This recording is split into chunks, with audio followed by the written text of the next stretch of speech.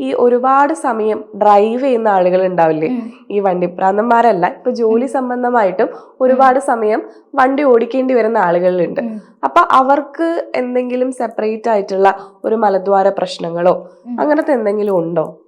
Pilonidal sinus എന്ന് പറഞ്ഞൊരു condition ഉണ്ട്. ഇപ്പൊ ഒരുപാട് ഹെയേഴ്സ് ഉള്ള ആളുകൾ, ഒരുപാട് ദൂരം ഇരുന്ന് യാത്ര ചെയ്യുന്ന ഡ്രൈവർമാർക്കൊക്കെ വന്ന് കണ്ടിട്ടുള്ള ഒരു കണ്ടീഷനാണ് പൈലോനിഡൽ സൈനസ് എന്ന് പറയുന്നത്. അതായത് ഈ ഹെയേഴ്സ് നമ്മുടെ ബട്ടക്സിന്റെ ക്ലഫ്റ്റിലുള്ള ഈ ഹെയേഴ്സ് ഉള്ളിലോട്ട് ഗ്രോ ചെയ്യും. എന്നിട്ട് അത് ഉള്ളിൽ പോയിട്ട് അതിന്റെ ഗ്രോത്ത് നടക്കും. ഒരുപാട് മുടി നമ്മുടെ സ്കിന്നിന്റെ അടിയിലോട്ട് വളരും.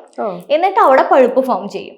ഈ ഒരു പഴുപ്പ് പിന്നീട് ഒരു ചെറിയൊരു കുരു പോലെ വന്ന് പുറത്ത് വന്ന് പൊട്ടും. അതിലൂടെ പഴുപ്പ് പുറത്തേക്ക് വന്നുകൊണ്ടിരിക്കും. ഈ ഒരു കണ്ടീഷനെ പൈലോനിഡൽ സൈനസ് എന്നാണ് പറയാ.